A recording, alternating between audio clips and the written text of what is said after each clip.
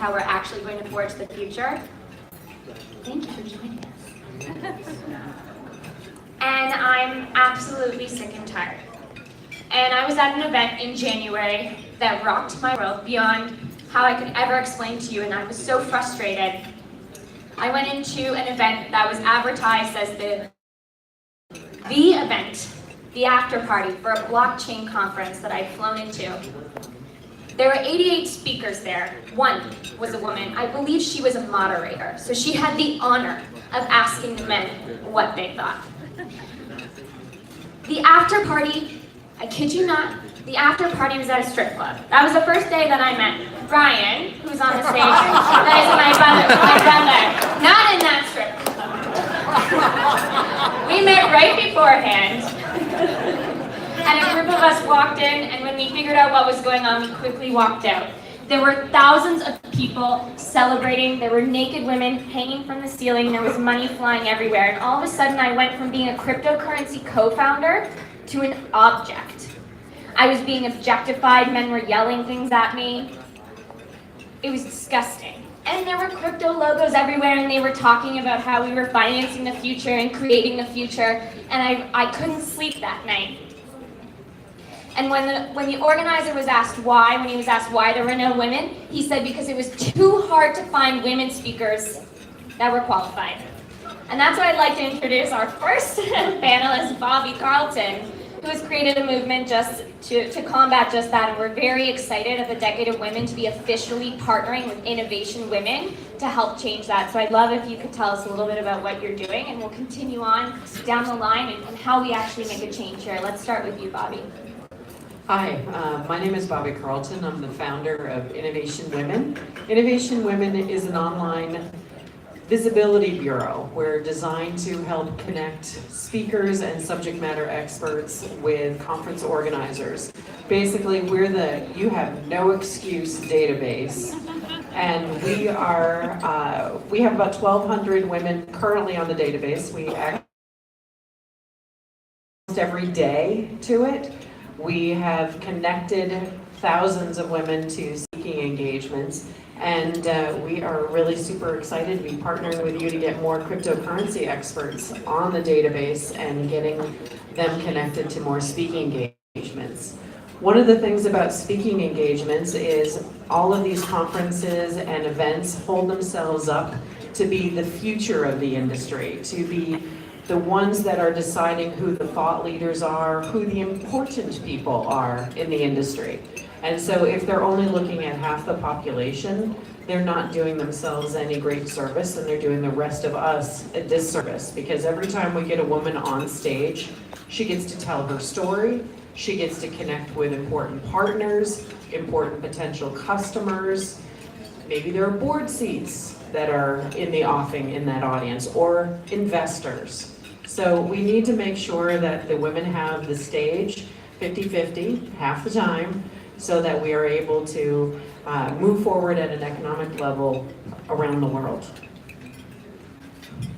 Now, from a Nobel Peace Center perspective, you are helping to create a safe space for women everywhere, and have also just announced an official partnership. Would you like to tell us a little bit more about what you're doing in this space to give us a voice? Everyone, can I please ask, we have been silenced for too long. If you could join us for this conversation and hold yours, we would be ever so appreciated. We have some very important stuff to talk about up here.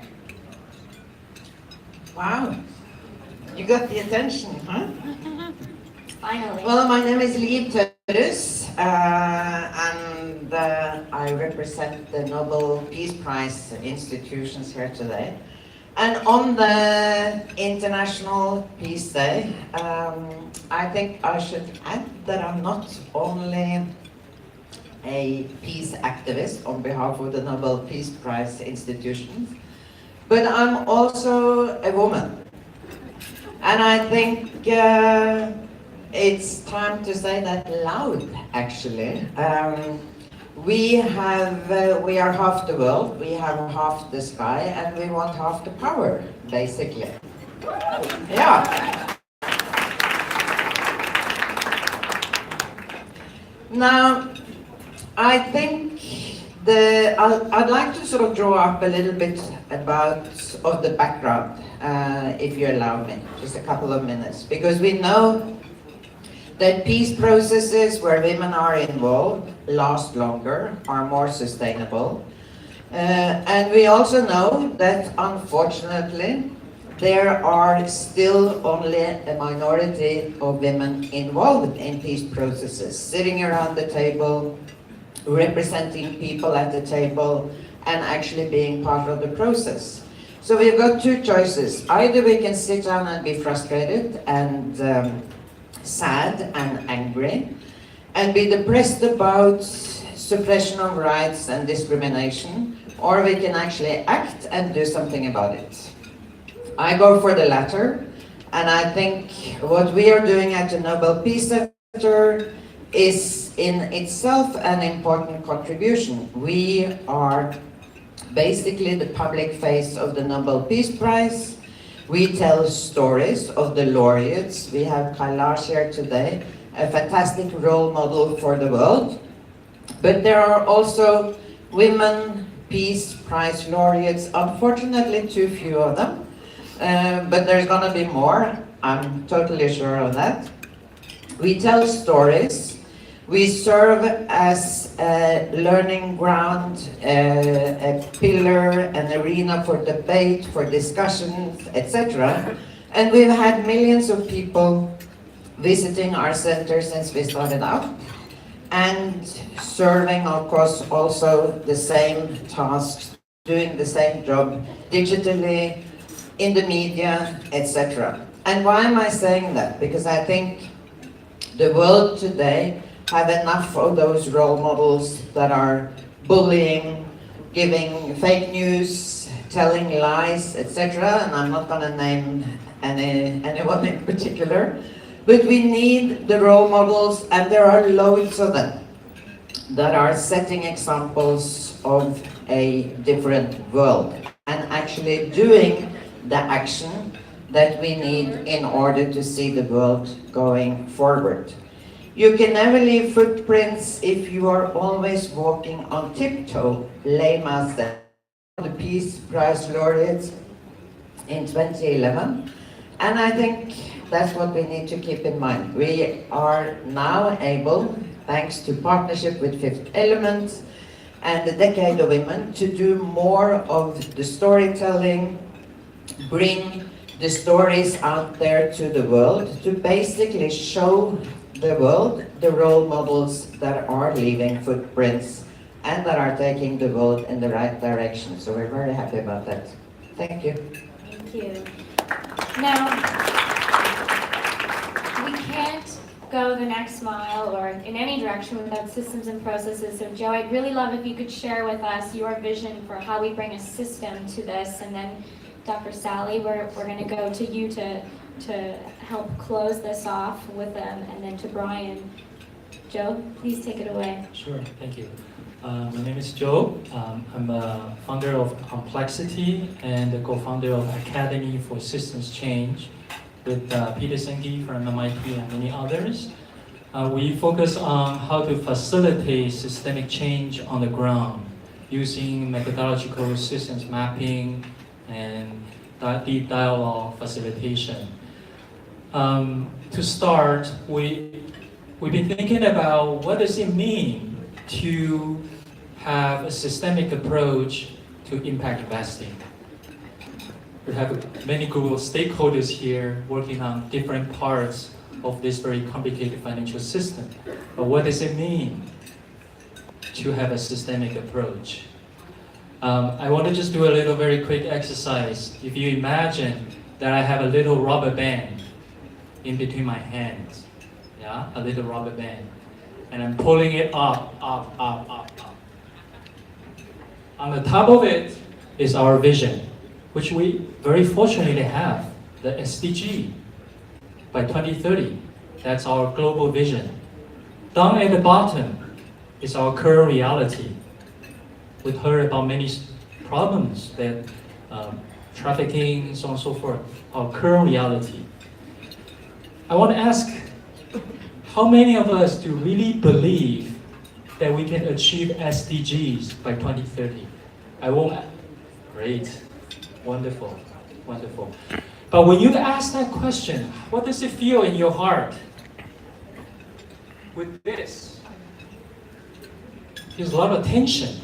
We are very far away. There's only 12 years left. Zero poverty, zero hunger. Can we really commit to that? So the way to reduce the tension, typically there are 3 ways. First is we're gradually lowering that vision, saying, maybe 80% is enough, 70% is enough. Another way, typically, is what? We're cutting the rubber band, right? It's called cheating. But what it really means is we don't see the current reality for what it is. We tell ourselves it's not so bad, when the current reality is really, really bad. We are not able to face the reality for what it is. In looking at us as a system, if I could share some observation, some of the current reality we are facing now is a lot of our project impact financing is project-based, siloly funded. Right? We pick a project, it looks great, we fund it, we put our family name on it. See, I did great things for the world. But do we create incremental change or true systemic change? That's the question we should ask ourselves. With the resources we so fortunately have, are we creating true systemic change or incremental change? Are we actually perpetuating the very systems that we are trying to change? Those are questions that we could ask ourselves and each other. So I want to just seed a quick idea of how might we begin to create a systems change fund, where the role of this fund is to, 1, sensing the system. Instead of a top-down decision, I pick where gets funded, we can have a deep listening from the system. We had a project in Osa Peninsula in Costa Rica. They're going through this process of sensing the system, where a lot of pure conservation grants coming in, but generate unintended consequences of people doing illegal logging. Why? Because conservation cannot work with hunger. So we need to find an alternative. Through the system sensing process, engaging the local stakeholder, we create this very complicated systems map, identifying where some may be some of the leverage points, for the regenerative rainforest economy, where creating more sustainable jobs, green sustainable agriculture, sustainable fishery leads to more thriving community, which creates even more incentive for the local to conserve the precious rainforests they have, which would generate even more ecotourism. Right? It's a positive reinforcing feedback loop. But that was co-created with the local stakeholder. They own this map, they own this system. Then we are now entering the second phase, which I think will invite you all to join, is that how might then we bring the financial layer down onto this system? We have mapped the leverage points. There are places where no investment return through grants we can help catalyze. There are places where there's still a lot of risk. How may we use some guarantees, some of the financial instruments to de-risk it and bring in private equity into it? So how might we actually at the top another systems map of our financial system, various financial instruments down and catalyzing change on the ground. So that is the vision, how this systems fund could be a system sensor, systems conveners of the stakeholders, and a catalytic funder that catalyze those leverage points. And last but not least, a capacity builder. A critical, from our many years of experience, a critical leverage point for systems change is to build a network of systems leaders, people who can think systemically and act collaboratively. And we started with ourselves. I've always asked myself, what is it, how am I contributing to the very same problem that I'm trying to solve? And and people once asked me, what's the greatest challenge for SDG? My personal answer, one word: ego. That's right.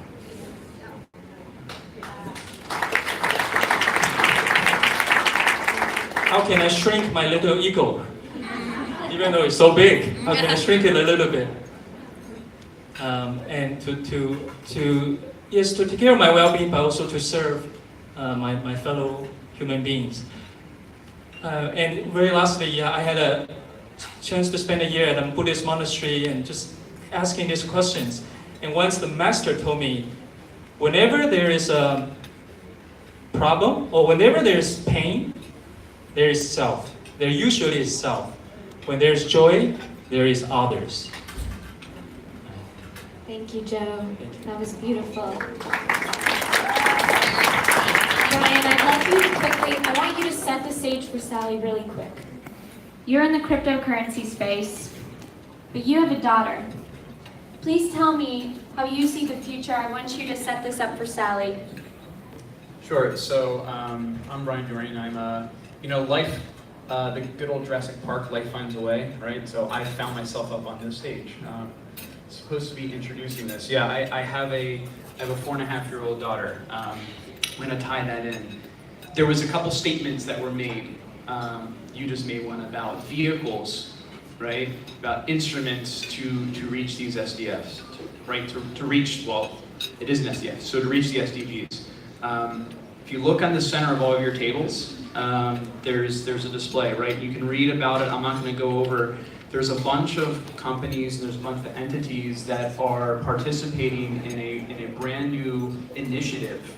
You're talking about this, right? You're talking about from the ground up, how do we know that the funds we donate actually do make an impact and we can trace it? And so there's a beautiful, beautiful new organism, and I'm going to say that.